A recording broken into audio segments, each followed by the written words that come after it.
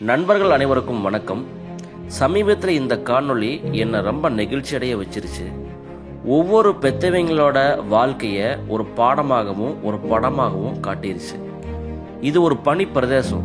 -40 டிகிரியில நம்ம மூச்சுற காத்தே பனிக்கட்டியா மாறுற இடத்துல இந்த கழுகு தன்னோட 2 முட்டைகளை அடகாத்து அது குஞ்சுகளா பொறிச்சு அதை எப்படி காப்பாத்துது அப்படிங்கிற ஒரு பாடத்தை தான் இந்த காணொளி விளக்குது. இந்த கழுகு இந்த முட்டைகளை 30லேருந்து 40 நாளைக்கு அடகாக்கணும். அப்படி அடகாக்கிற இந்த 40 நாளில் அது ஒரு அரை மணி நேரம் கூட தண்ணி குடிக்கிறதுக்கோ உணவு சாப்பிட்றதுக்கோ வெளியில் போகிறதில்ல. ஏன்னா அப்படி போச்சுன்னா அந்த முட்டையோட ஹீட் கம்மியாயிரும், குஞ்சுகளாக பொரிக்காது. ஸோ இது ஒரு தவ வாழ்க்கை. இதை பார்த்தீங்கன்னா உங்களுக்கே தெரியும், பனி சூழ்ந்து இருக்கு. இப்படி ஒரு தவ வாழ்க்கை தான் ஒவ்வொரு பெத்தவங்களும் மேற்கொண்டு இருக்கிறாங்க அப்படிங்கிறத நம்ம குழந்தைகளுக்கு புரிய வைக்கணும். நம்மளை பெத்தவங்க எவ்வளவு கஷ்டப்பட்டாங்க அப்படிங்கிறது நம்மளுக்கு இப்போ பெத்தவங்க ஆனதுக்கு அப்புறம் தான் ஓரளவு புரியுது. ஆனால் இப்போ இருக்கிற குழந்தைகளுக்கு அந்த புரிதல் கூட இருக்காது. ஏன்னா நாம் எவ்வளோ கஷ்டப்பட்டோம் அப்படிங்கிறது நம்ம குழந்தைகளுக்கு கற்றுக் கொடுக்கறது ரொம்ப ரொம்ப முக்கியம். நாம் என்ன வேலை செய்கிறோம், எவ்வளவு சம்பாதிக்கிறோம், இதை சம்பாதிக்கிறதுக்கு எவ்வளவு கஷ்டப்படுறோம் அப்படிங்கிறத நம்ம குழந்தைகளுக்கு முதல்ல உணர்த்தணும். வாழ்க்கை அப்படிங்கிறது ரொம்ப எளிதானது அல்ல, போராட்டம் நிறைஞ்சது.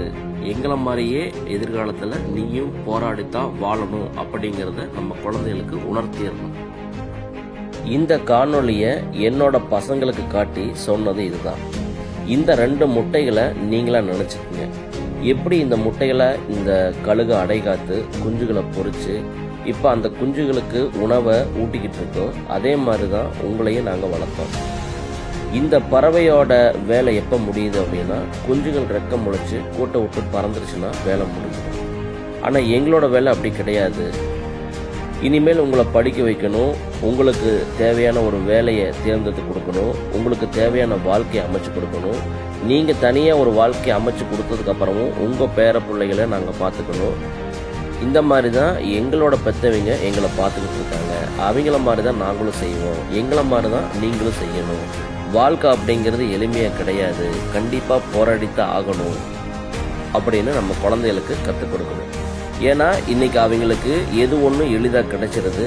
அவங்க கேட்கும்போது அவங்களுக்கு இருக்குது, கேட்கறதுக்கு முன்னாடியே இங்கே தயாராக இருக்குது. அதனால வாழ்க்கை ரொம்ப ஈஸியானது அப்படின்னு நினைச்சிடக்கூடாது.